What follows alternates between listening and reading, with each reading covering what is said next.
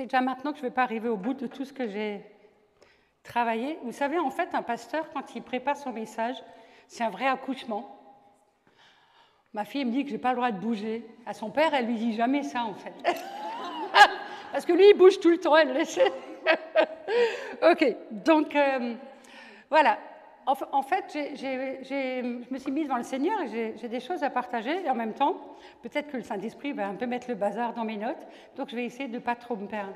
J'aimerais faire deux parties. Une première partie qui est assez courte, où je voudrais partager des choses que j'ai reçues, que j'ai l'impression que j'ai reçues de Dieu dans mes temps de prière et que j'avais à cœur de partager avec vous. Puis après, un petit peu plus des choses par rapport aussi à la parole, ce que la parole veut nous dire. À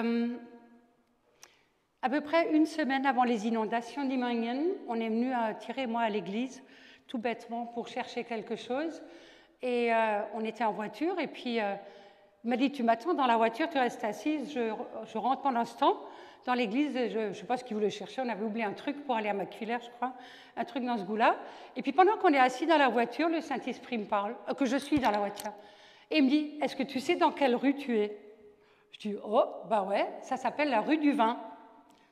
Et là, je me dis, si le Saint-Esprit veut me parler du vin, qu'est-ce qu'il veut me dire? Il faut que je sois attentive. Hein. On est dans la rue du vin. Et je me dis, mais qu'est-ce qu'il va vouloir me dire? Et alors, le Saint-Esprit a commencé à me dire, ouais, tu sais, tu connais le texte d'Ézéchiel 47, vous le connaissez aussi, on vous l'a tellement ramené, on a tellement prêché ce texte, parce qu'il est prophétique pour nous, pour notre ministère, pour notre église ici, pour Dimingen. Si vous ne le connaissez pas, lisez-le. C'est Ézéchiel qui voit le fleuve de Dieu jaillir du temple, et en fait, il jaillit du trône de Dieu. Alors, mon geste, il n'est pas juste, en fait, hein, parce qu'ici, c'est un autel, je n'ai pas la prétention qu'ici, c'est le trône de Dieu, mais ça, c'est le texte, et en fait, on voit le fleuve sortir de dessous la porte du temple, dans l'histoire, dans le récit d'Ézéchiel, et c'est la porte qui se trouve à l'est. Les amis, nous sommes à l'est de la France, je vous le rappelle. Et donc l'eau coule à partir de l'est de la France vers le pays. Et en fait, dans l'Apocalypse, on trouve à peu près la même vision, mais cette fois-ci, l'eau coule du trône directement de Dieu et elle se répand dans la ville sainte. D'accord? Donc, si vous voulez, relisez les textes, c'est important. Et là, le Saint-Esprit me dit, tu sais, quand l'eau va commencer, alors l'eau, ce n'est pas l'eau physique, hein, celle-là, j'en parlerai après. Quand l'eau va commencer à couler et à sortir de l'église de ce temple ici, alors elle va couler partout et après, elle va se transformer en vin. Je dis, OK Seigneur, qu'est-ce que tu essaies de m'expliquer par ça? Il me dit, mais tu es dans la rue du vin, c'est ce que tu viens de me dire.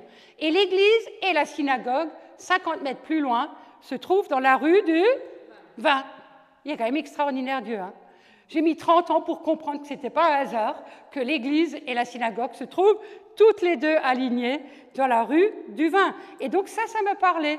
Et Dieu, il m'a dit, mais en fait, les deux seront inondés.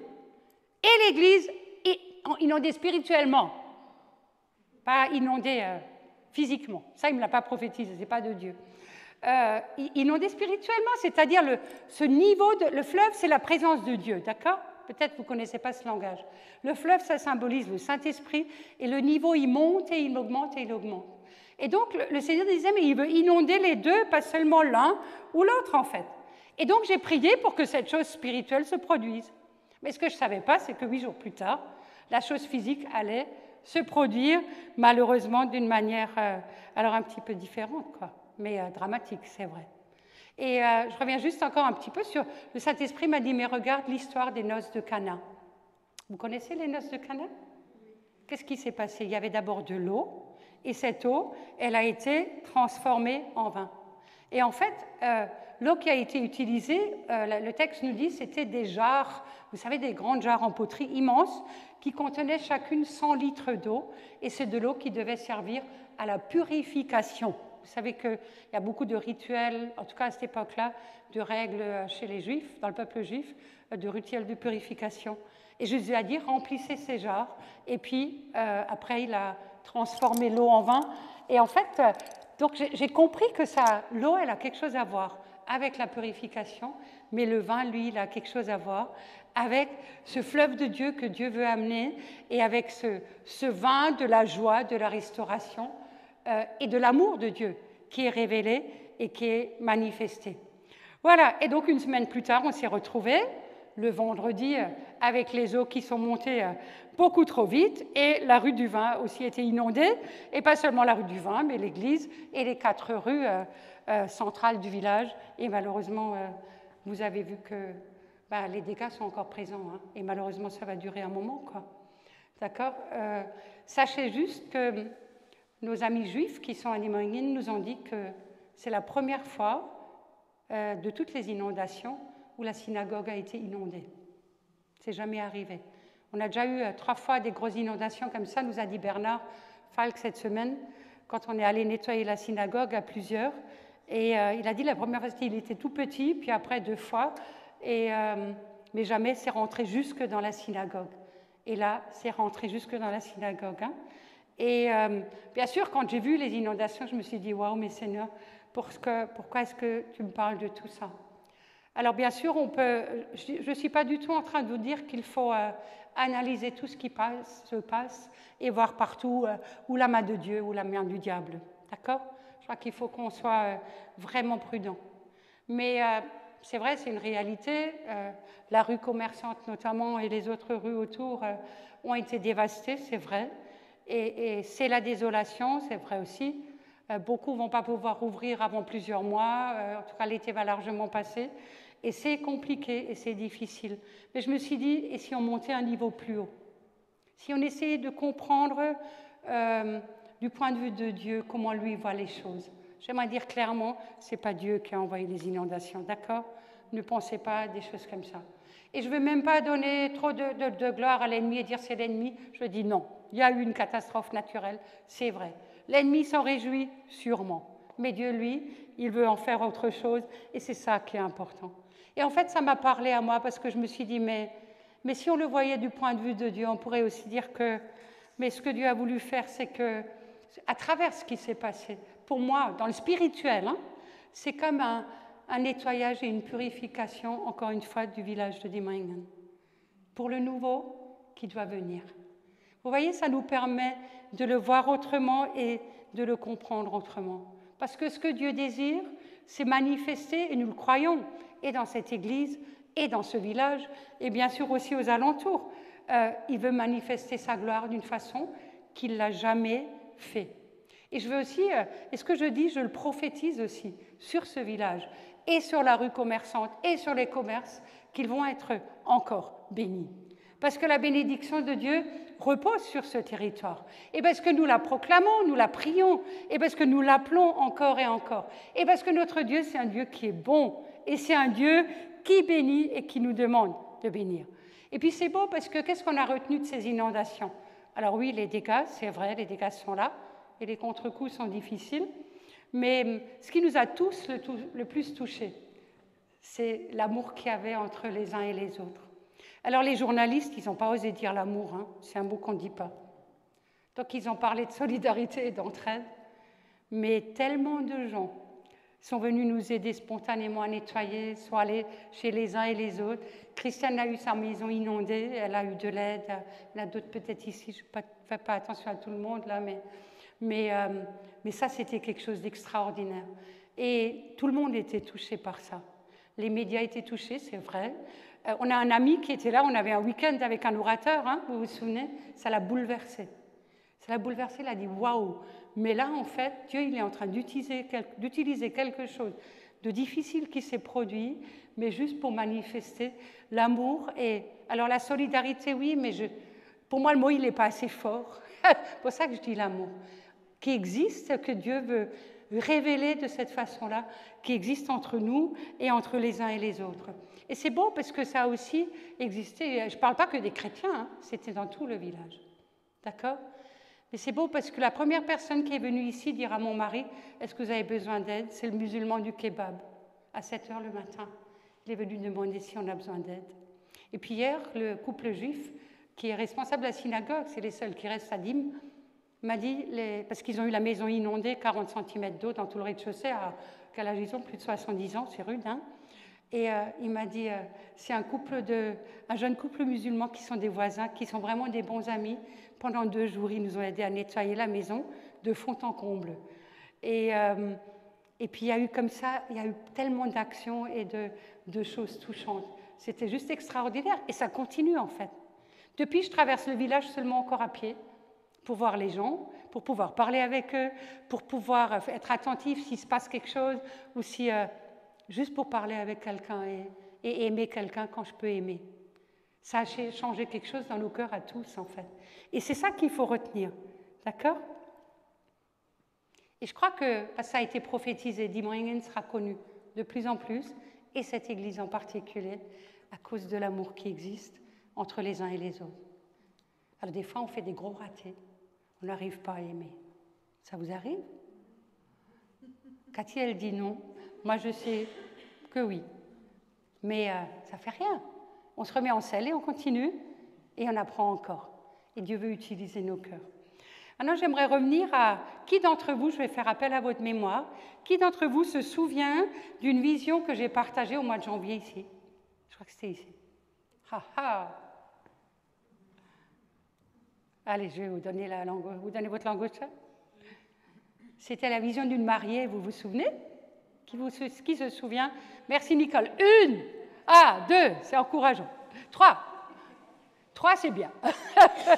La vision de la mariée qui traversait la rue, vous savez, et puis elle avait une immense traîne, et sa traîne, elle représentait comme aussi ce fleuve de Dieu qui attire les gens, qui attire les regards, qui amène de la joie, et ça motive les gens qui regardent autour. Je vous avais dit, vous savez, c'est comme quand une mariée va à l'église, et puis tout le village regarde, là, et au rendez-vous, et ça attire les gens, ça les invite à rentrer dans le fleuve. Et puis cette mariée, elle avait quelque chose de particulier, si vous vous souvenez, c'est qu'elle n'était pas finie, son visage n'était pas terminé. On ne pouvait pas voir son visage. Et je vous ai dit, c'est parce que en fait, c'est une représentation de l'épouse de Christ. La Bible, elle parle de ça, hein, l'apôtre Paul en parle, de l'épouse de Christ qui est en train d'être préparée par Dieu, par le Père, par nous tous, en fait, pour que, quand Jésus, le Juif, reviendra, on puisse célébrer les noces avec lui. Merci pour vos amen vitaminés. Et vous êtes invités à un mariage, hein? Toutes. Ok, d'accord. Moi, j'y serai. Hein. Et j'espère qu'on y sera toutes. Mais en fait, je reviens à cette vision à cause du visage de l'épouse qui n'était pas fini. Et parce que ce visage, bien sûr, c'est chacune de nous, en fait. C'est chacune de nous. Ça nous concerne. C'est parce que nous-mêmes, j'ai souvent dit, on est en chantier, on est en travaux. Vous savez, l'Église, ce n'est pas un bâtiment. L'Église, elle est faite de pierres vivantes, dit la Bible, et ces pierres vivantes, elles s'imbriquent les unes dans les autres, et ces pierres vivantes, elles doivent être taillées, polies, encore et encore, jusqu'à ce qu'elles soient parfaites à la forme et à la taille que le Christ veut pour chacune de nous, en toute beauté aussi. D'accord? Que tu es belle, ma bien-aimée, dit le verset en entier, que tu es belle. Que tu es belle, écoutez ce que je vous dis, que tu es belle, ma bien-aimée, que tu es belle. Et même si on est en chantier, même si on n'est pas encore fini, pourtant, c'est la parole que Jésus proclame aussi sur nous ce soir et sur chacune de nos vies, que tu es belle. Je voudrais vous dire quelque chose, même si on est en chantier, il nous voit déjà parfaitement belle. Si j'avais des miroirs, je vous les collerais devant le visage pour que vous vous regardiez dedans. Il y en a qui sont rassurés que j'en ai pas. Et on a le droit de rire, hein, on est entre nous là. Mais il sait qu'on n'est pas fini. Mais pour lui, ce n'est pas un problème parce que il nous voit déjà belle. Il nous voit déjà comme ça parce que, en fait, il nous voit à travers son regard d'amour et à travers ce qu'il a accompli pour nous à la croix. Quand j'ai travaillé hier après-midi, j'ai commencé cette semaine, j'ai repensé à cette chanson, je ne sais même pas qui la chante. Toutes les femmes sont belles. Il faut être âgé pour la connaître. Hein. Vous vous souvenez de cette mélodie? Moi, je ne peux pas vous la chanter. Hein. Toutes les femmes sont belles. Ouais, vous connaissez? C'est les années 90, je crois, ou même avant. Hein. C'est plus vieux que ça? Oh, tu es né en 90, hein, ça va. Donc, mais c'est vrai. Et là, je dis toutes les femmes, parce qu'on est des femmes ici, il n'y a que des femmes ce soir. Presque, pardon Olivier. Mais toutes les femmes sont belles. Et vous savez, je ne le dis pas pour vous passer de la pommade. Ce n'est pas du tout mon style. Mais je vous le dis et je vous le répète pour que ça vienne de la part de Jésus qui le proclame sur votre vie, sur ta vie. Tu es belle, que tu es belle. Et je vous invite juste à vous tourner vers votre voisine. Mais parlez pas trop vite. Regardez-la d'abord, un petit peu. Et puis après, avec votre cœur, vous lui dites, mais tu es belle. Et Janine, j'ai repensé à toi quand à la dernière réunion de Saint-Esprit, tu as dit, mais tu es belle. Tu te souviens? Je crois qu'on n'oublie jamais ça. Allez-y, regardez votre voisine et dites-lui.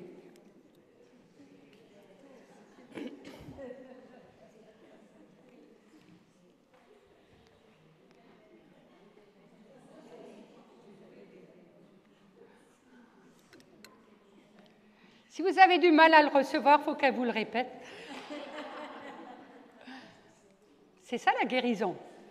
C'est vrai, hein? Moi, je dis toujours, je suis une privilégiée parce que j'ai un mari qui me dit tous les jours, tu es belle. Et j'ai des fils parce qu'ils ont entendu leur père le dire.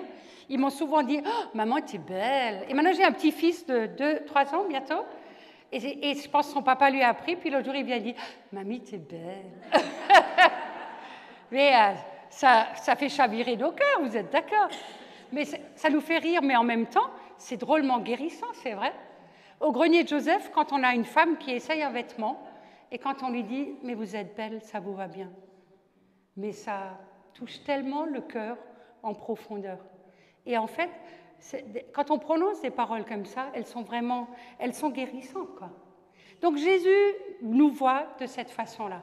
Et Jésus sait qu'on est en chantier. Mais vous savez ce qu'il aimerait? C'est que le chantier ne soit pas à l'arrêt. Il y a des fois des chantiers, ils sont oubliés pendant longtemps. Hein. Ça lui va pas trop. Vous comprenez? Il aimerait bien que ce chantier, il reprenne et qu'on avance dans la construction et qu'on avance dans l'embellissement. D'accord? Je vous ai parlé de l'eau et du vin. On a besoin de l'eau toujours à nouveau de nous. L'eau, c'est un symbole, une signification pour sa présence. Alors bien sûr, il y a l'eau du baptême, et j'espère que chacune de nous est passée par les eaux du baptême, que chacune de nous a vécu à un moment donné la nouvelle naissance. Et si vous n'êtes pas né de nouveau, vous ne savez pas ce que c'est, venez nous voir, il faut absolument que vous soyez né de nouveau avant de sortir d'ici ce soir. D'accord? Moi, j'ai mis longtemps à comprendre ce que c'est, parce que dans nos églises, entre guillemets, traditionnelles, on n'a pas prêché la nouvelle naissance. Mais je vais vous dire, avec des mots tout simples, ça va vous faire un bien fou. Vous allez toutes vouloir être nées de nouveau si vous ne l'êtes pas. D'accord? Être né de nouveau, ça veut dire que l'ancienne Astrid, je parle de moi, d'accord? Elle est prise, elle est, poum, noyée dans l'eau du baptême, avec Jésus, mourue à tout ce que j'étais. Pardon pour le mouru, je fais exprès. Morte à tout ce que j'étais, définitivement morte à mon ancien moi, à mon ancienne vie, à mon péché, à tout ça. Youpi! Et quand on ressort de l'eau, on est né de nouveau, nouvelle Astrid. Pas seulement la fille de mes parents, mais surtout fille de Dieu. Oh, mais ça fait du bien, hein? Ça, vous ne trouvez pas? Le vieux, il est mort et enterré, c'est terminé. Si vous avez besoin de le conscientiser, vous rentrez, vous prenez un bain. Si vous n'avez pas de baignoire, vous allez chez le voisin. Non, c'est pas un bon plan. Mais c'est vraiment important de comprendre ce que ça veut dire la nouvelle naissance. Et sérieux, hein, si vous avez besoin de le saisir, je vous mets au défi, mettez-vous dans votre baignoire, bouchez le boule d'eau, plongez sous l'eau et réalisez, le vieux moi, il est définitivement mort, il n'existe plus. Il n'existe plus. C'est terminé. Il faut le comprendre. Et la nouvelle Astrid, elle est là, elle est pour moi depuis un moment, et puis elle commence à être en chantier. Il y a des gens, des fois, dont on dit d'eux, ben, il n'est pas fini celui-là. Hein. Vous êtes d'accord? Mais nous aussi, on n'est pas fini. OK? Et c'est ça qui ne lui va pas trop à Jésus, comme je vous l'ai dit.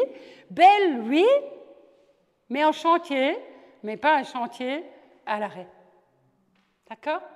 Il veut qu'on avance. Et il veut nous donner l'occasion d'avancer. Et il nous l'offre à travers cette, à la fois d'entrer dans le fleuve, ce fleuve de vie, ce fleuve du Saint-Esprit, le fleuve de sa présence, parce que c'est là-dedans qu'il fait son œuvre en nous. À la fois d'enlever de nos vies encore ce qui a besoin d'être enlevé, mais aussi de nous renouveler et de continuer de nous former. Je vais vous dire quelque chose, essayez surtout pas par vos propres moyens d'avancer et de faire la transformation, c'est fichu d'avance. C'est fichu d'avance, vous n'arriverez pas. Je sais de quoi je parle. D'accord ? Ce n'est pas la peine. Et ça va être pire qu'avant. Et plus on essaye par ses propres forces, vous savez ce qui se passe, plus on s'aigrit, plus on devient amer, plus on devient dur avec soi-même, moins on se pardonne parce qu'on se rend compte qu'on n'y arrive pas. Et on s'en veut après et on s'enferme dans des prisons desquelles on n'arrive plus à sortir. Je crois qu'il faut vraiment renoncer à ça. Renoncer à vouloir être parfaite selon les critères du monde par nos propres forces. C'est fichu d'avance. Okay ? Et parfois, le monde, il nous met la barre vachement haut. Hein. Que ce soit sur la beauté féminine, je ne vais pas parler de ça ce soir, hein, mais que ce soit là-dessus, sur beaucoup de choses. En fait, on nous demande juste d'être au top tout le temps. Mais c'est impossible, quoi. Et j'ai une bonne nouvelle pour vous, mais vous n'avez pas besoin. Vous n'avez pas besoin. Jésus ne nous demande pas ça. Jésus, il nous invite juste à venir dans sa présence, à être juste vrai tel qu'on est, à nous approcher de lui, et il fait tellement mieux que nous, la transformation, et il sait comment faire avancer le chantier dans lequel on est. C'est vraiment important de comprendre ça. Alors peut-être que je suis déjà perdue dans mes pages. J'aimerais proclamer sur vous un passage d'Éphésiens 1 pour vous dire comment il vous voit, comment le Seigneur vous voit et qui vous êtes pour lui. Écoutez bien. Vous avez été bénis de toutes les bénédictions spirituelles. Vous avez été bénis, ça veut dire c'est déjà fait. Pas vous allez l'être au fur et à mesure. Vous avez été bénis. Écoutez bien, tu as été choisi, dit Paul, avant la fondation du monde. Tu as été choisi avant la fondation du monde pour être sainte, sans défaut et pure devant lui. C'est comme ça qu'il te voit, déjà avant la fondation du monde. Il t'a prédestiné à être sa fille adoptive. Youpi! Il t'a prédestiné à être sa fille adoptive par Jésus-Christ. C'est ce qu'il a voulu, dit Paul, dans sa bienveillance, pour que tu célèbres la gloire de sa grâce. C'est ça la grâce de Dieu, hein, ce qu'on reçoit sans le mériter. Par son sang, tu as été racheté. C'est déjà fait. Tu as été pardonné. C'est déjà fait. De toutes tes fautes, précise Paul. Bzzz, rembobinez là-haut et surtout là. Tu as été pardonné de toutes tes fautes, conformément à la richesse de sa grâce. Encore, c'est à cause de sa grâce. Et il te l'accorde, dit Paul, avec un tout petit peu, non, avec abondance. Avec abondance. En toute sagesse et intelligence, il sait très bien ce qu'il fait. En lui, alors celle-là, il faut la saisir, écoutez bien la promesse, en lui, tu as été désigné comme héritière. Yes, tu es riche. Oh, vous vous rendez compte? Vous pouvez être héritier d'un millionnaire, ça vous fera plus de problèmes qu'autre chose. Mais héritier du Père du ciel, de toutes les bénédictions qui sont au ciel, vous les avez déjà reçues. Tu as été désigné comme héritière, ça a déjà été fait. Parce que tu as été prédestiné, il a décidé, selon son plan, parce qu'il voulait t'utiliser pour servir à sa gloire. Waouh, waouh, waouh, waouh, waouh. Qui peut dire amen à ça? Il faut dire Amen. Il faut le prendre, relisez Éphésiens 1 à la maison, c'est un texte extraordinaire. Et Paul continue, il dit, en lui, tu as cru, j'espère, en lui tu as cru, en lui tu as été marqué, écoutez bien, de l'empreinte du Saint-Esprit. Tu as son empreinte sur ton cœur, le Saint-Esprit qu'il avait promis. Et c'est lui qui est le gage, la promesse, de ton héritage. Voilà ce qu'il a fait pour toi. Et voilà comment il te voit, toi, chacune de nous, ici ce soir.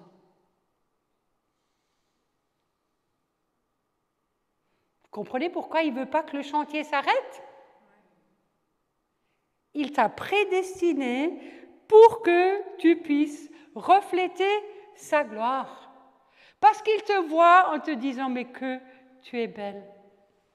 Mais que tu es belle, mon ami. Mais que tu es belle. Et si tu crois autre chose, je vais te dire en une phrase, eh bien c'est faux. C'est faux. Tout ce que tu crois d'autre sur toi, sur qui tu es,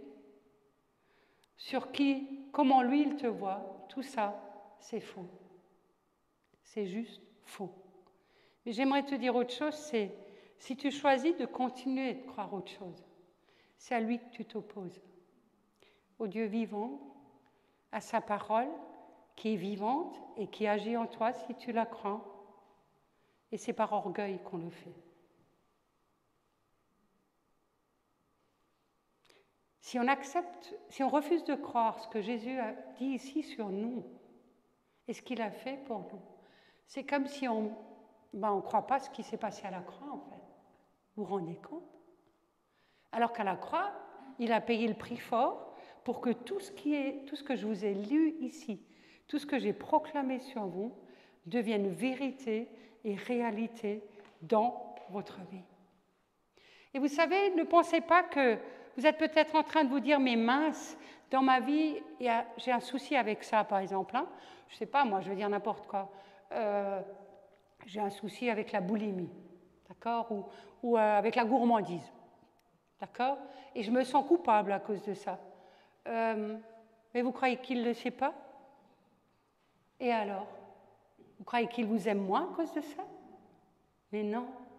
Mais c'est ça le mensonge, en fait. C'est établi, c'est ça qu'il faut accepter, c'est établi, il t'aime, un point, c'est tout. Je n'ai pas dit qu'il aime notre péché, je n'ai pas dit que la gourmandise est un péché, ne me faites pas dire ce que je n'ai pas dit, d'accord? Il nous aimera pas moins à cause de quoi que ce soit. Il sait, mais qu'est-ce qu'il aimerait? Il attend juste qu'on vienne à lui. Avec ça, les trucs avec lesquels on se bat et qu'on les dépose devant lui. Et je vous ai dit avant, n'essayez pas par vous-même, c'est fichu d'avance, mais laissons-le lui nous transformer, continuer le chantier, parce que c'est lui qui change nos vies et qui nous rend capables. D'accord? Vous avez toutes des exemples, je ne vais pas vous demander de les donner, hein, mais on a toutes des exemples dans nos vies, mais je le dis juste pour nous encourager à aller à lui avec ça. Peut-être que vous avez remarqué tous ou toutes qu'on est dans une période dans notre société, et notamment en France, où il y a de plus en plus de scandales qui sont dévoilés. Vous avez dû remarquer. Hein. Des scandales dans les médias, des scandales dans le monde et des scandales dans l'Église. Et des scandales dans toutes les dénominations d'Église. Hein. Catho, prote, évangélique, tout ce que vous voulez, c'est dans toutes les églises. Et il y a encore beaucoup de scandales, malheureusement, qui vont être amenés à être dévoilés. Alors vous allez me dire, oui, vous avez remarqué, peut-être que c'est parce que la parole est libérée, notamment la parole des femmes, et enfin elles osent dire, et c'est bien, c'est vrai, ce qu'elles ont vécu, mais peut-être vous vous demandez aussi, mais pourquoi est-ce que Dieu permet tout ça? Ça salit l'Église, ça donne une mauvaise image, etc. Et là aussi, je me dis, mais si on essayait de voir les choses du point de vue de Dieu, pourquoi? Pourquoi est-ce qu'il permet ces choses? D'accord? Et je me suis dit, mais est-ce que c'est pas parce que Dieu dit à un moment donné, stop, dans le temps dans lequel on est? Je pense que Dieu, il est en train de dire « stop, ça suffit ». Je n'ai pas dit que c'est Dieu qui libère les scandales, hein. L'ennemi s'en donne à cœur joie. Et vous savez, l'ennemi, d'abord, il nous enfonce dans le péché, il nous pousse dedans, c'est toujours lui qui nous tend la carotte, d'accord? Et il nous encourage à y aller, puis encore et encore et encore et encore. Et une fois qu'on est bien lié, merci, lié, et bien, après, les scandales éclatent, et l'ennemi s'en régale, mais Dieu n'agit pas comme ça. Donc pourquoi Dieu permet que ça éclate? Mais c'est juste parce que Dieu dit stop. Dieu dit stop parce que Dieu voudrait, je crois, et là je parle pour les chrétiens, hein, bien sûr, parce que Dieu voudrait purifier son Église. Je le crois vraiment. Et il ne le fait pas avec de la morale ou avec un jugement qui tombe. Et quand je dis son Église, c'est aussi nous. On est inclus dedans, même si on n'est pas mêlé à des scandales. D'accord? Mais je crois qu'il le fait juste pour une raison, c'est parce qu'il veut révéler son amour dans son Église. J'ai souvent prêché à Esther que la repentance, c'est la meilleure chose qui puisse nous arriver. Et je le redis encore. Quand on est dans des dépendances et des choses difficiles, vous savez, et quand enfin Dieu nous conduit dans une vraie repentance, pour moi la repentance, c'est juste être vrai devant Dieu. Et quand tu dis Amen, tu sais que tu es libre, libre, libre. C'est la meilleure chose qui peut nous arriver. Dieu nous pardonne et le pardon, ça libère. Amen. Et c'est dans ce sens-là que Dieu veut dire stop. Parce que Dieu veut libérer. Parce que Dieu veut manifester son amour. Et parce que souvenez-vous que là où le péché abonde, la grâce de Dieu surabonde. Vous savez quoi? Le monde n'a pas de problème avec le péché et Dieu en a encore moins. Ça vous choque? Il n'a pas de problème avec le péché. Il a réglé le problème du péché à la croix. D'accord? Vous savez qui a des problèmes avec le péché? C'est l'Église. À cause de sa religiosité, parce qu'il faut avoir une vie très sainte, et on sait que c'est foutu d'avance par nos propres forces. Dieu, ça ne lui fait pas peur le péché. Et quoi que ce soit, je vous encourage à courir vers le trône de grâce pour recevoir le pardon. Aussi ce soir. C'est pour ça que je dis, ça ne lui fait pas peur, hein. Il voit tout ce qui se passe dans le monde. Et Dieu veut nous libérer du péché. Et être libre du péché, vous savez ce que ça fait? Ça fait avancer le chantier. Le chantier avance et l'embellissement continue et on prend forme de plus en plus et on ressemble de plus en plus, en fait, à cette image finalement que Dieu a de nous et qu'il veut voir paraître de nous aussi. J'espère que c'est français ce que je raconte. Vous comprenez? En fait, c'est parce qu'il nous aime beaucoup trop qu'il veut nous laisser tels qu'on est, quoi. Mais il nous aime tellement. Et en même temps, parce qu'on est dans cette période, je crois qu'on est dans une saison nouvelle avec Dieu, où, comme je vous l'ai dit, Dieu ne se contente plus de nous laisser tels qu'on est.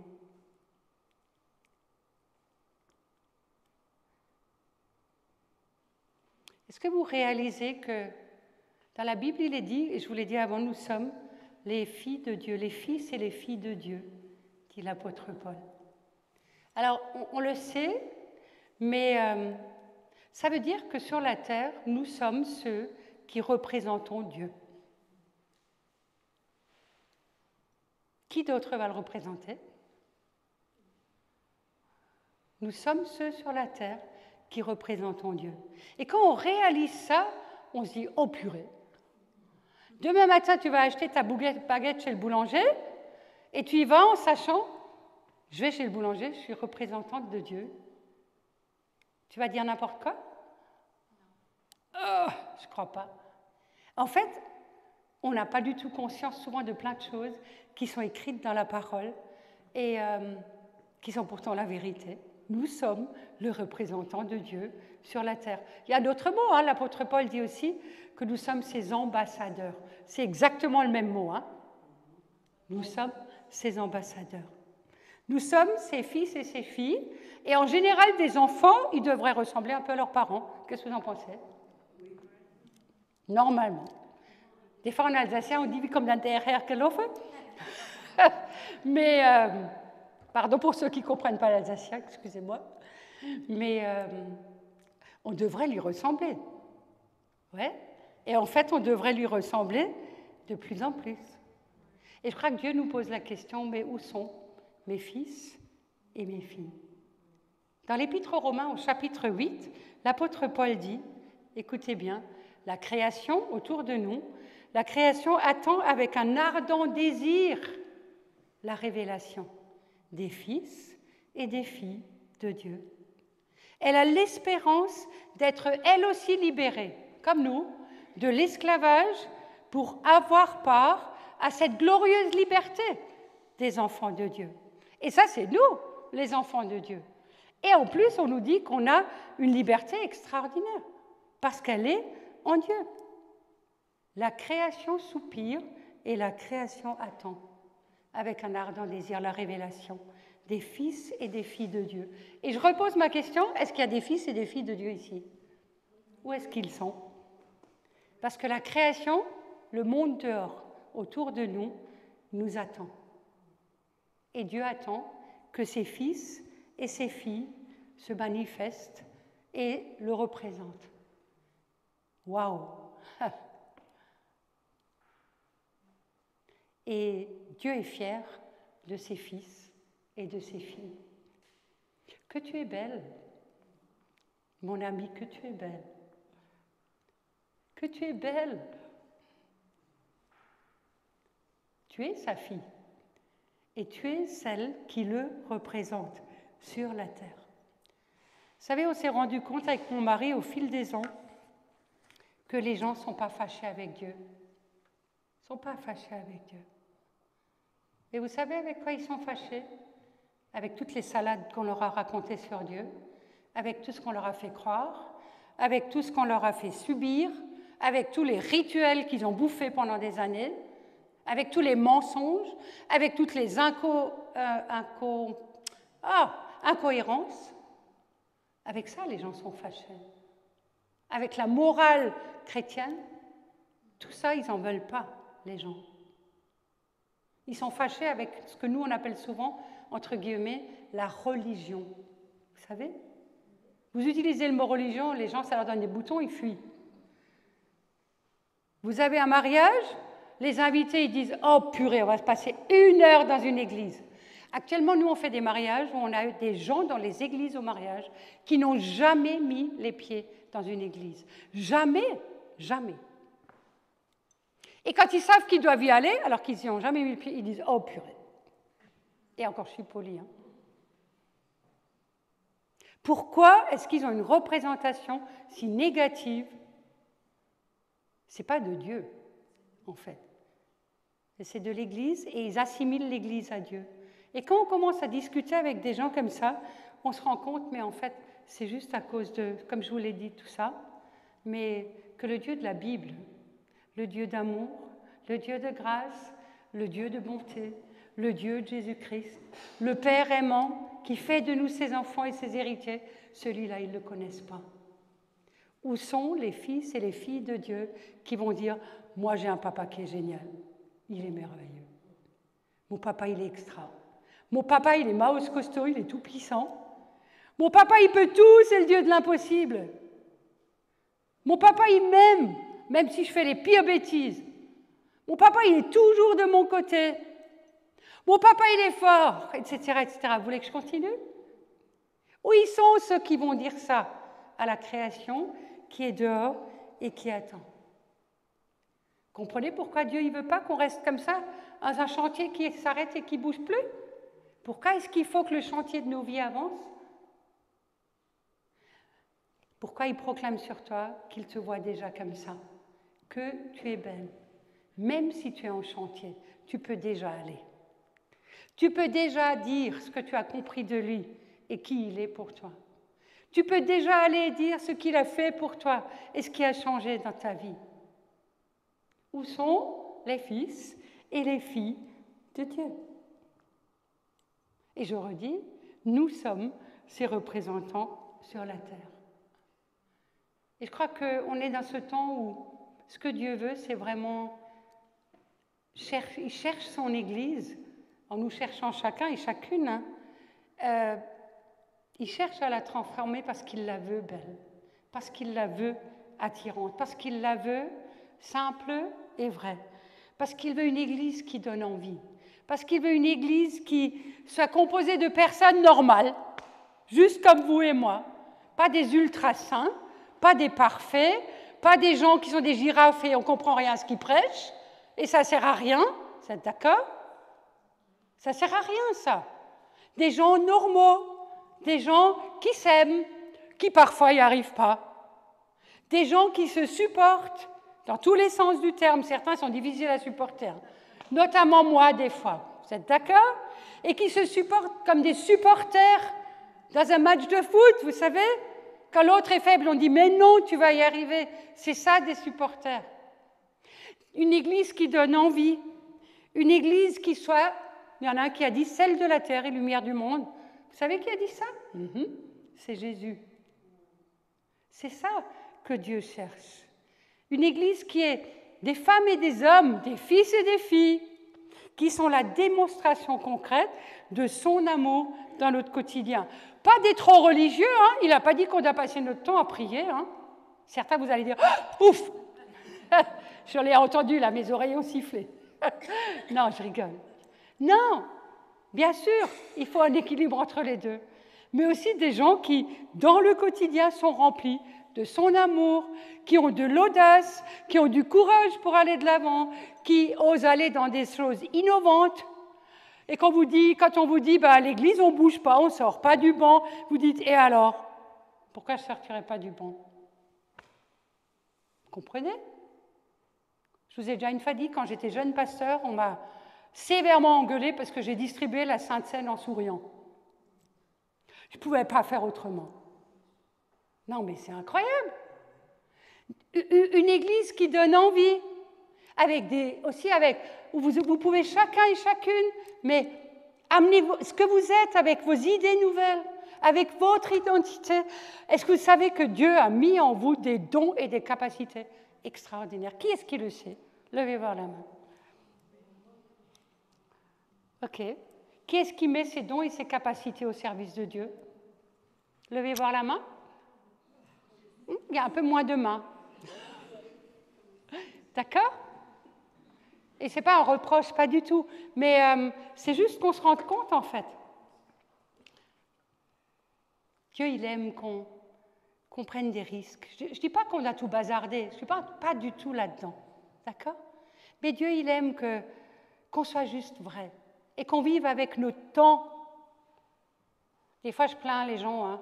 On chante des cantiques du XVe siècle dans certaines églises en allemand et on les engueule quand ils ne viennent pas au culte. Non, mais mettez-vous à leur place. Hein? Eh ben moi, j'irai plus. Moi, j'irai plus. Soyons honnêtes. Est-ce que vous croyez que Dieu, il aime l'allemand plus qu'une autre langue? On lui demandera quand on arrivera au ciel. Mais bien sûr que non, je vous rassure. D'accord? Donc, je dis des choses pas bêtes, mais je veux dire, c'est juste pour vous rendre un peu attentif, quoi. Vous savez ce que Dieu il désire, c'est nous donner cette envie de le suivre, lui, de suivre Jésus, de suivre là où Jésus veut nous emmener. Des fois, il nous fait sortir, souvent même, de nos zones de confort, mais c'est tellement l'aventure quand on marche avec lui. Et quand on avance comme ça avec lui, vous savez ce qui est extraordinaire? C'est que pendant qu'on avance, il nous transforme. Parce que je vais vous dire quelque chose. Si vous vous imaginez qu'en étant assise à la maison et en priant fidèlement, « Seigneur, transforme ma vie, donne-moi d'aimer mon voisin et blablabla », et après vous faites rien, je suis désolée, j'ai une mauvaise nouvelle, votre vie ne sera jamais transformée.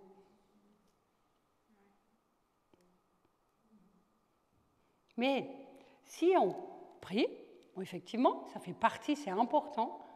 Et après, on se met en route pour aller. Moi, je suis allée chez ma voisine le lendemain à des inondations. Hein. C'est une situation très particulière. Et j'avais peur qu'elle soit seule et sa voiture s'est retrouvée perchée sur des trucs à géranium. Elle était inondée, elle est partie à la casse. Et j'avais tellement de peine toute la nuit. Je me suis dit, mais si cette femme est seule, et on ne pouvait pas aller, hein, parce que l'eau était à 2,50 m au-dessus de l'échelle, enfin beaucoup plus haut. Et le lendemain, quand l'eau a baissé, j'ai fait le tour et je suis allée la voir. Mais ils étaient bouleversés parce que quelqu'un venait. Et j'ai rien fait en fait. C'était un tel chantier, j'ai juste aimé en fait. J'ai écouté, j'ai aimé. Si j'ai proposé de la nourriture, on a donné de la nourriture, etc. Mais c'est pas moi. Je sais que vous êtes tous, vous faites des choses, d'accord. Mais Jésus, il veut à ce moment-là, je crois que j'ai reflété juste le cœur de Jésus pour cette femme. Et vous pourriez toutes raconter des exemples. D'accord? Et ce qu'il aimerait aussi, c'est des gens qui écoutent sa voix et qui suivent ce qu'il nous dit. Vous savez, on est des fois tellement prompts à prier et à dire « Seigneur, Seigneur, je veux faire ça, donne-moi ça, équipe-moi de tes dons. » Et les dons, tu les veux pourquoi? Ok, tu as demandé le don de guérison. Qui a déjà demandé le don de guérison? Attention, vous allez être foutus. Non, on s'est bien levé la main. Ok, donc on a demandé le don de guérison. Pour combien de malades on est allé prier depuis? Ok? Je m'inclus dedans, d'accord? On demande le don de prophétie. Ok, tu ouvres ta bouche et tu prophétises alors sur les gens que tu rencontres. Je m'inclus dedans, d'accord? Tu veux le don des miracles? Ok? Tu l'as demandé? Amen! On a besoin des dons dans l'Église. Et la parole dit qu'ils sont au service. Mais qu'est-ce que j'en fais après? Des galons, là, sur ma veste? Dieu nous prend au sérieux. Il donne quand on demande, parce qu'il le dit dans la parole, et il ne ment pas. Mais en fait, il attend qu'on s'exerce, qu'on utilise, qu'on pratique, et en y allant, il transforme et il change nos vies. Et surtout, au travers de nos vies, il se glorifie. Et je conclus juste sur cette image de l'Église dont je parle. Hein. Ça ne veut pas dire que, je vous l'ai dit, ça ne doit pas être une Église parfaite. Aucun de nous, aux yeux, dans les termes humains, n'est parfait. On en a bien conscience. Si vous avez une image de l'Église parfaite, regardez The Chosen. Qui est-ce qui a vu ça? Je vous encourage vivement à le regarder. C'est extraordinaire cette série. D'accord? Si vous voulez des renseignements, allez voir ma fille, après elle vous expliquera où le regarder. La saison, combien? 4 va revenir là. Mais on voit Jésus et les disciples, oh purée, c'était une sacrée bande. Hein. Mon Dieu, vous êtes d'accord? Vous avez vu comme ils ont eu du mal à vivre ensemble, à se supporter? C'était des mecs en plus, donc ils y allaient. Des fois, c'était limite, ils ne se cassaient pas la figure. Mais ils ont dû apprendre à se pardonner, ils ont dû apprendre à s'aimer, ils ont dû apprendre à supporter, ils ont dû apprendre à ne pas se jalouser, ils ont dû apprendre quand il leur a dit « si vous voulez être grand, soyez petit ». 3 ans aux côtés du maître. Mais ils ont appris parce qu'ils ont changé la face du monde. Hein. Donc si eux ont appris, nous aussi on peut apprendre. Même dans nos imperfections. D'accord? Mais en étant en chantier et en avançant. Que tu es belle, de plus en plus. Moi, quand je regarde ma vie, franchement, je sais que ma vie a changé.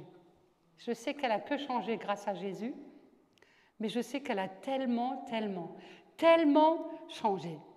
Mais il y a encore à changer, je le sais, mais ça ne fait rien.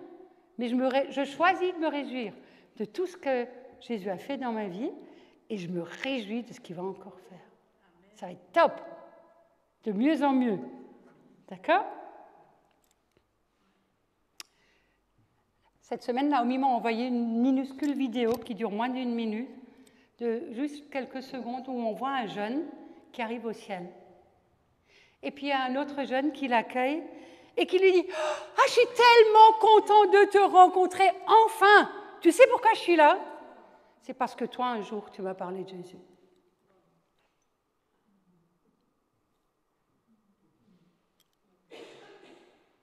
J'ai pris une grosse baffe quand je l'ai vu. Vous avez compris? Je te répète. Celui qui a ouvert a dit enfin je te rencontre et je peux te dire merci. Parce que si je suis là, c'est grâce à toi. Parce que toi, un jour, tu as ouvert ta bouche et tu me parlais de Jésus. Sinon, je ne serais pas là. Où sont les fils et les filles de Dieu? Vous savez, je crois que le désir de Dieu, ça va peut-être vous étonner, mais on le voit dans le Cantique des Cantiques, c'est de nous faire la cour, comme jamais il l'a fait. Le désir de Jésus, le désir du Saint-Esprit aussi, c'est vraiment de nous faire la cour. Pourquoi? Parce qu'en fait, il veut conquérir nos cœurs. Parce que quand nos cœurs sont conquis, on est prêt à tout pour lui. C'est vrai, non? Et quand nos cœurs sont tièdes, tout est difficile. Tous ceux d'entre vous qui sont mariés ou qui l'avaient été, vous savez que c'est vrai. Quand on fait les choses par amour, l'amour nous donne des ailes. C'est vrai.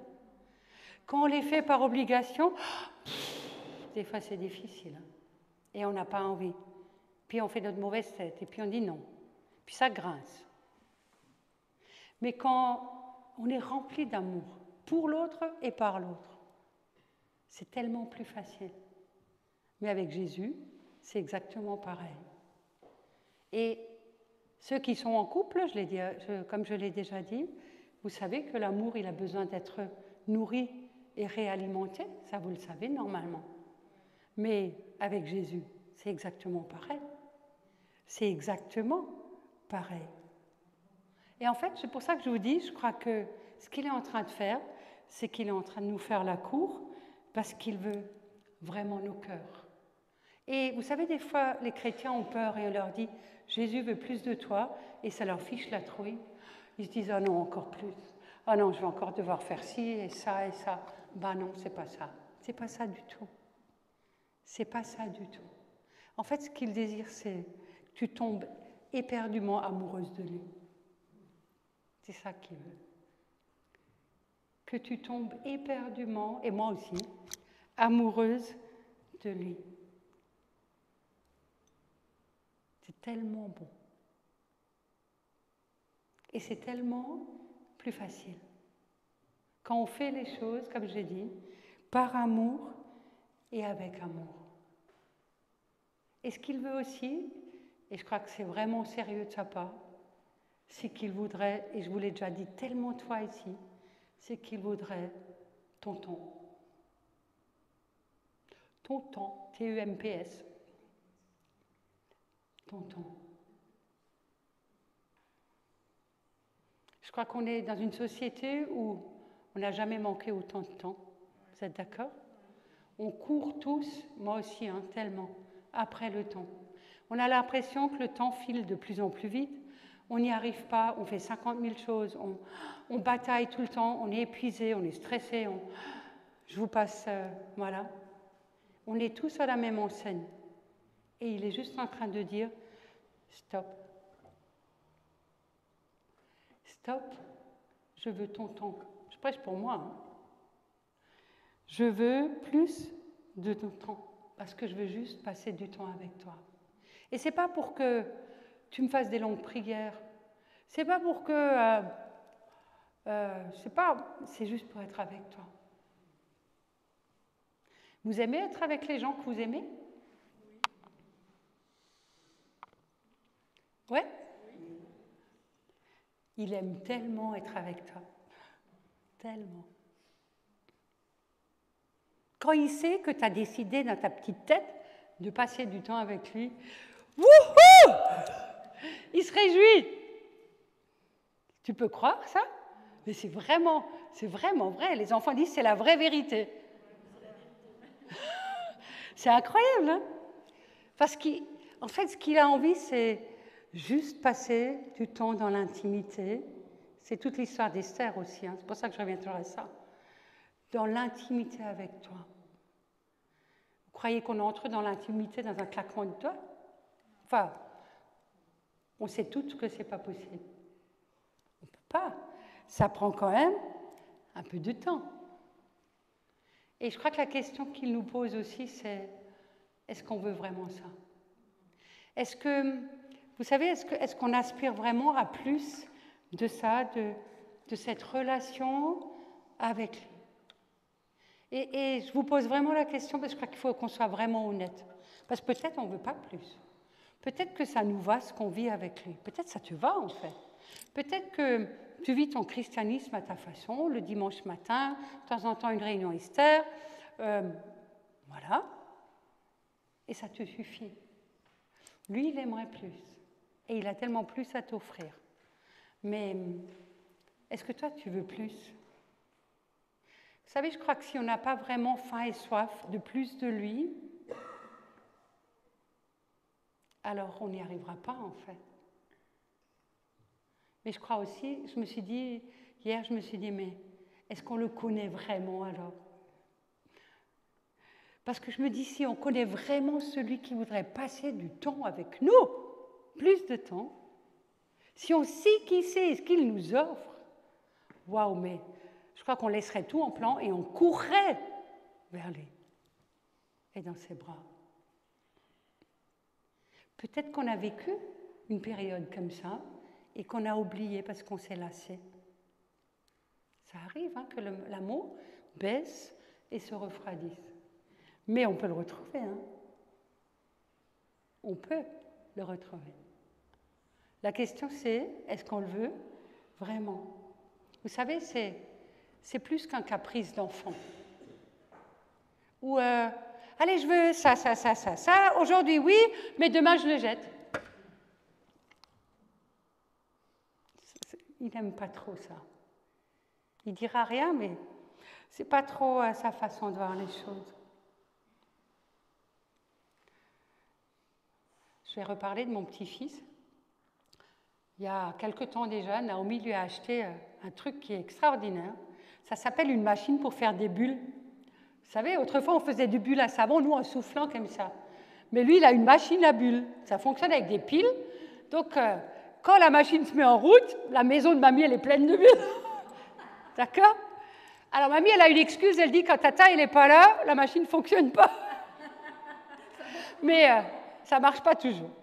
Mais je vous promets qu'il a une persévérance quand il veut sa machine à bulles. J'avoue, jusqu'à ce qu'il l'ait. Jusqu'à ce qu'on la mette en route.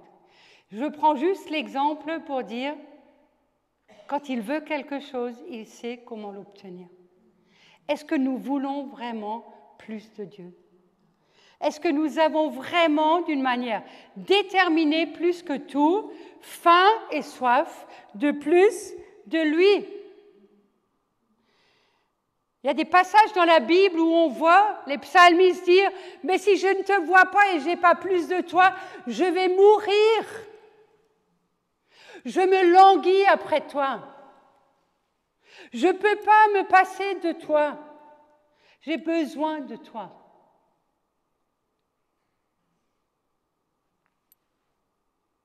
Est-ce qu'on veut vraiment plus? Il t'attend que tu es belle. Est-ce qu'on veut vraiment plus?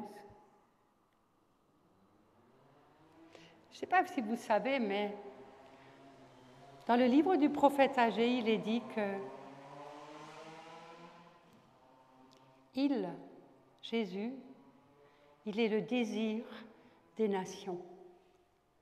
Il est le désir des nations. Et c'est un texte que souvent on comprend mal parce que le prophète Agé dit encore une dernière fois, Dieu va tout ébranler. Je ne sais pas si vous connaissez ce passage dans Agé 2. Une fois encore, dit Dieu, je vais tout ébranler. Le ciel, la terre, je vais tout ébranler. Et nous, on pense catastrophe et fin du monde. D'accord? Le mot ébranler, pour nous, il veut dire ça. Mais en fait, dans la culture biblique, dans le sens du mot, c'est pas ça que ça veut dire. Quand Dieu dit « je vais tout ébranler », ce qu'il veut dire, c'est dans les nations et dans nos vies, il aimerait secouer et ébranler dans le sens de ôter tout ce qui est en trop et qui lui fait de l'ombre. C'est ça, ébranler. Pourquoi? Parce qu'il dit qu'il veut tout ébranler, parce qu'après, la gloire qui va venir sera tellement plus grande. Ah, j'ai dit, la gloire de ma nouvelle maison sera plus grande. La gloire du nouveau temple sera plus grande. Mais qu'est-ce que c'est le temple? C'est toi, et c'est toi, et c'est toi. L'apôtre Paul dit, vous êtes le temple du Saint-Esprit. Et nous, souvent on réagit de la façon suivante. Quand il se passe quelque chose dans notre vie, on s'accroche de toutes nos forces à ce qui peut en rester pour que surtout ça ne fiche pas le camp. D'accord? Et qu'est-ce que Dieu veut faire? Il veut utiliser les choses qui nous arrivent pour secouer et ébranler ce qui n'a pas lieu d'être et ce qui n'a pas lieu de rester dans nos vies. Vous comprenez? Il y a 1 an et demi à peu près, un ami qui est cher, Pierre Auffet, a prophétisé pour la France qu'il voyait un bulldozer traverser la France et ébranler la France. Et quand on a entendu la parole, on s'est dit « Waouh ! Qui a envie que le bulldozer passe sur sa vie ?» Oui, on dit tous non en fait. Mais vous savez, Dieu ne vient pas pour détruire. Ça, c'est le diable. Dieu, c'est un Dieu de la vie.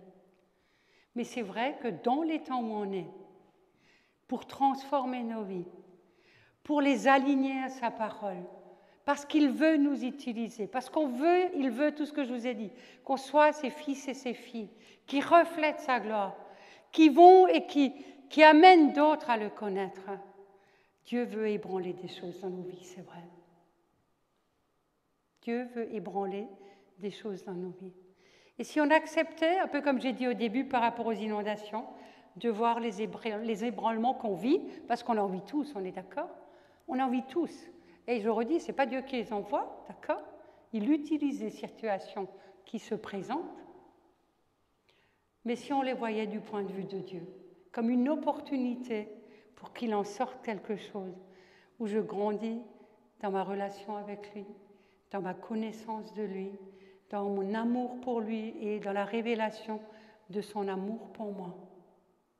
Je suis allée voir quelqu'un cette semaine et cette personne m'a dit, elle est malade, et cette personne m'a dit, tu sais, à travers la maladie, j'ai appris à dire à mon mari, merci pour tout ce qu'il fait pour moi. Je n'ai jamais fait ça avant. C'était normal pour moi, où je n'avais pas trop des mots aimables comme ça, ce n'est pas dans ma façon d'être. Et là, comme je suis dépendante de lui, je me rends tellement compte que j'ai besoin de lui. Et il est si bon avec moi. Et je lui dis, j'apprends à lui dire tous les jours, merci pour tout ce que tu fais, pour chaque chose qu'il fait. Vous savez ce que c'est en train de faire? C'est en train de changer le cœur de la personne. C'est un ébranlement, mais c'est un bon ébranlement. Vous comprenez? C'est juste un petit exemple en fait. C'est vraiment le désir de Dieu de changer nos cœurs, encore. C'est aussi son désir qu'à travers les ébranlements, il y ait de plus en plus de place dans nos cœurs pour les. Et vous savez, on dit vite, je veux plus, mais pour avoir plus, il faut qu'on fasse un peu de place pour qu'il puisse mettre plus.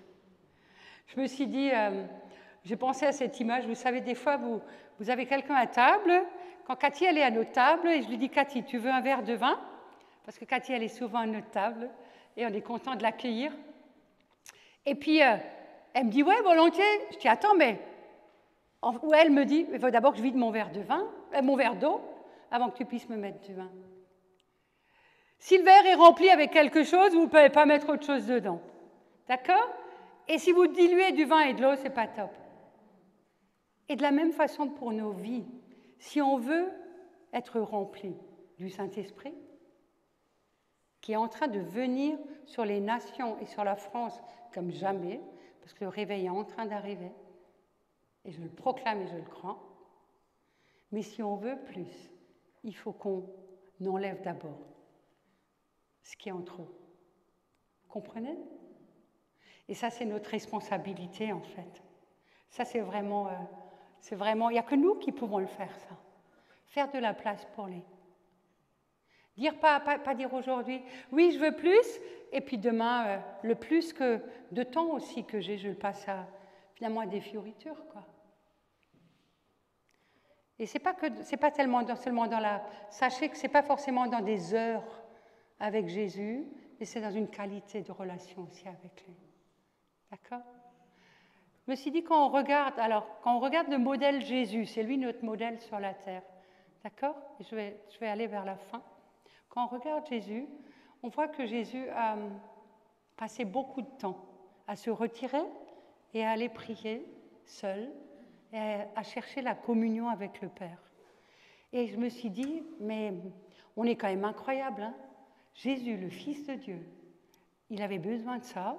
Et puis nous, claquement de doigts, et on veut tout sans mettre ce temps à part avec le Père. Jésus avait besoin de ça. Et je me suis dit, mais il passait des heures avec le Père, mais après, quand il avait un malade devant lui, claquement de doigts, soit guéri dans le nom de Jésus, le paralytique se lève et le mort sort de la tombe. Nous, on passe des heures à plein d'autres choses, mais quand ça nous arrive de prier pour le malade, c'est pas comme ça. Vous comprenez la différence? En fait, le fruit dans notre vie, ça aussi c'est important de le réaliser, si on veut plus de gloire de Dieu dans notre vie, si on veut du fruit, et Jésus veut qu'on en porte beaucoup, mais il viendra toujours que de l'intimité qu'on va avoir avec lui. Ça sera à la mesure de l'intimité. Même dans la vie conjugale, si vous avez, pardonnez-moi, mais pas de relation intime avec vos conjoints, vous n'avez jamais d'enfant.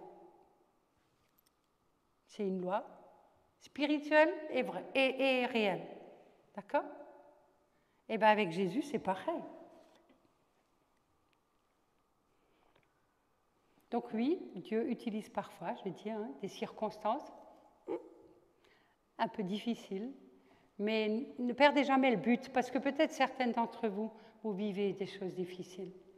Mais je veux vraiment vous encourager ce soir à les saisir comme des opportunités que Dieu veut utiliser pour vous permettre de grandir dans votre relation avec lui, d'avancer dans le chantier de transformation dans lequel vous êtes, même s'il dit « tu es déjà tellement belle et je t'aime telle que tu es », quoi.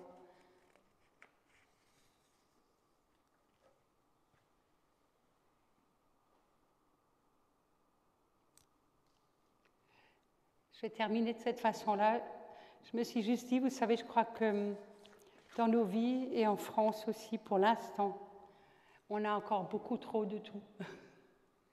Et c'est sans doute à cause du beaucoup trop de tout qu'on a très peu besoin encore de Dieu. Mais on n'a pas besoin d'attendre.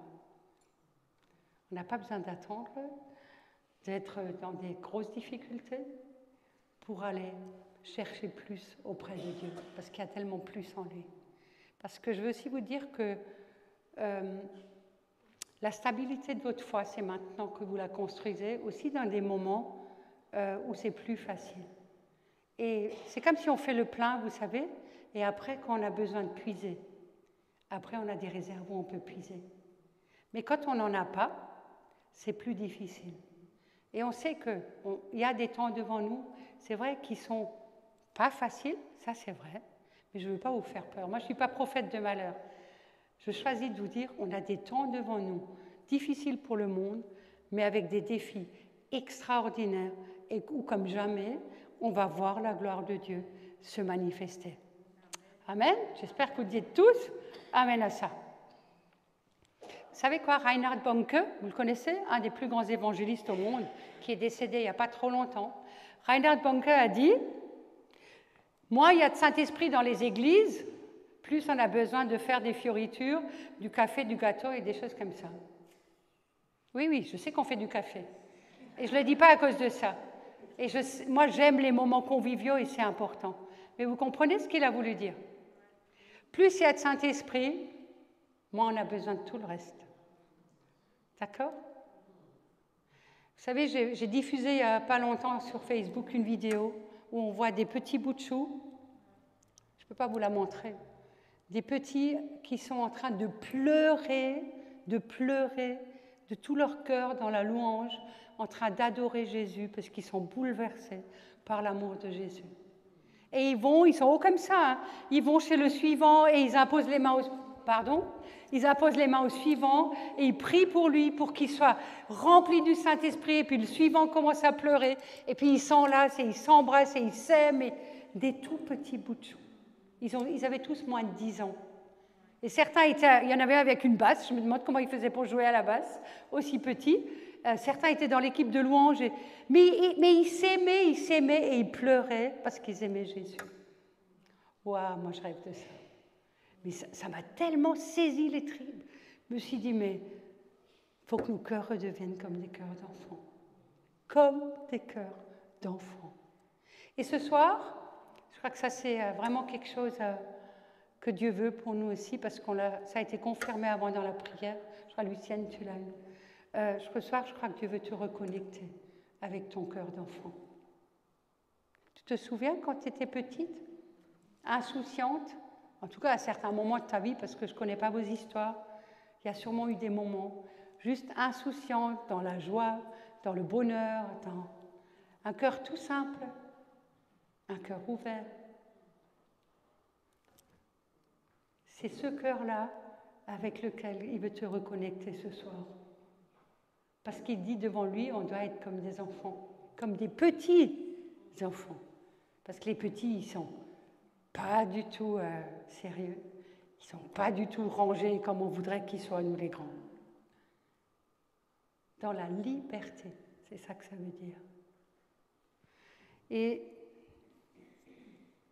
je vais terminer avec ça, avec cette question, est-ce que tu veux plus et qui veut plus?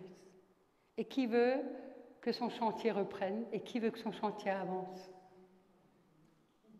Parce que la création, là dehors attend les fils et les filles de Dieu, que nous sommes. Et je vous invite juste à... Sylvie, tu peux aller au piano?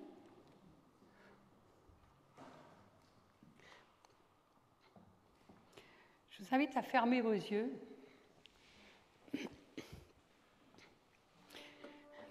Vous savez, dans ma propre vie, j'ai connu des phases où j'étais feu et flamme pour Dieu, vraiment, et c'est un temps qui a duré. Et j'ai aussi connu un temps où le feu a baissé. Je le sais, hein. Et quand je me suis vraiment rendu compte, on ne se rend pas compte tout de suite. J'étais tellement triste et j'ai commencé à crier à Dieu pour qu'il ravive ce feu dans mon cœur. Et je lui ai même demandé, je lui ai dit, mais Seigneur, conduis-moi dans la repentance pour que cette faim et cette soif de toi, elles reviennent. Et j'ai longtemps prié ça, je vous dis franchement. Et quelques-unes ici, vous le savez. Et vous savez quoi? C'est en train de revenir. C'est en train de revenir. Le feu est en train de revenir dans mon cœur. Et je veux qu'il brûle encore plus. Ça, c'est le cri de mon cœur. Mais ça peut aussi devenir le cri de ton cœur. Est-ce que tu veux plus de lui? Et je vous invite à fermer les yeux parce que je voudrais juste que tu sois dans un moment, pas avec Astrid, mais en cœur à cœur avec lui. Avec Jésus et avec le Saint-Esprit. Et à la fois que tu écoutes ce qu'il proclame sur toi, que tu es tellement belle pour lui. Mais en même temps, que tu sois honnête et que tu fasses le checking, mais en fait, j'en suis où avec lui? J'en suis où avec lui? Où en est mon feu? Il est où?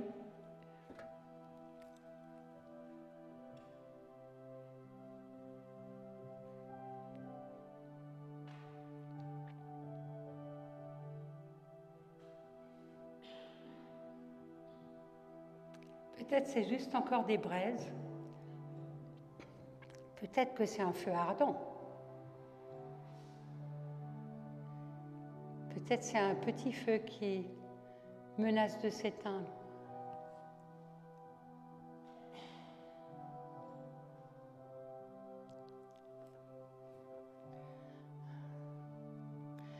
Vous Vous savez, hier, quand j'ai prié pour aujourd'hui aussi ce matin, le Saint-Esprit m'a dit qu'on est dans ce temps où celui qui a et qui a faim et soif, celui-là recevra plus. Mais celui qui n'a pas, il lui sera ôté, même ce qu'il a. Ce n'est pas moi qui le dis, c'est la parole qui le dit. Et je crois que c'est aussi un avertissement de sa part.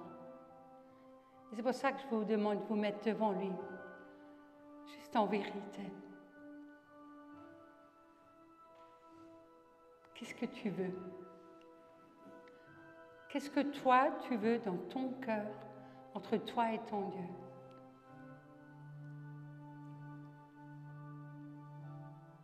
Qu'est-ce que tu veux?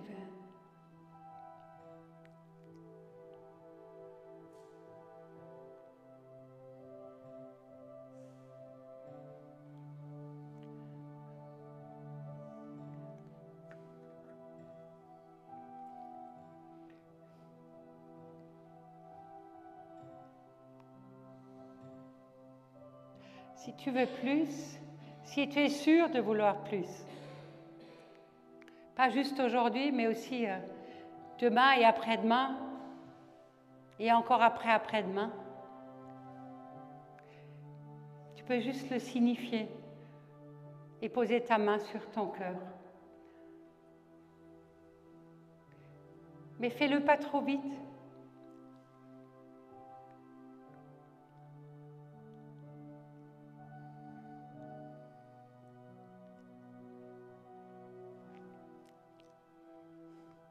Il y a tellement plus. Il y a tellement plus en lui. Pour toi, pour chacune de nous ici. Il y a tellement plus pour toi, ma sœur.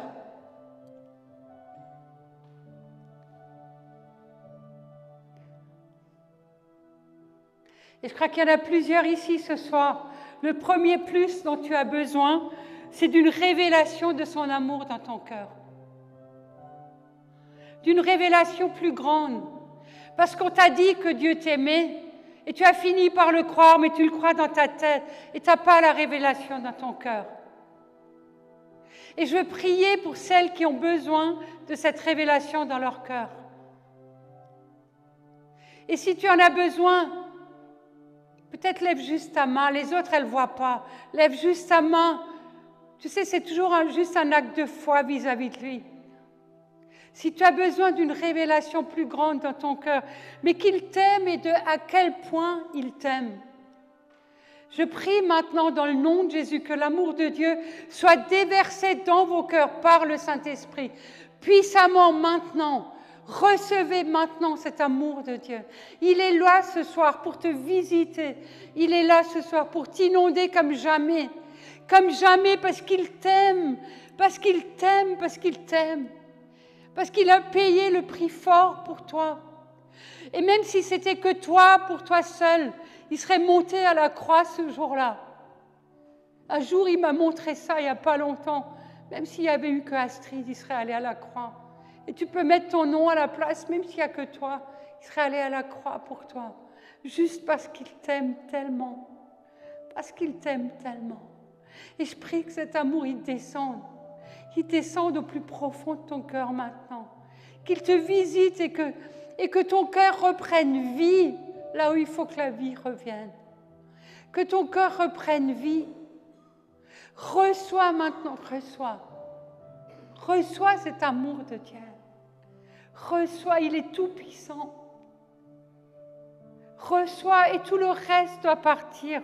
La condamnation, la culpabilité, la honte, le qu'en dira-t-on, ça doit partir. Reçois son amour.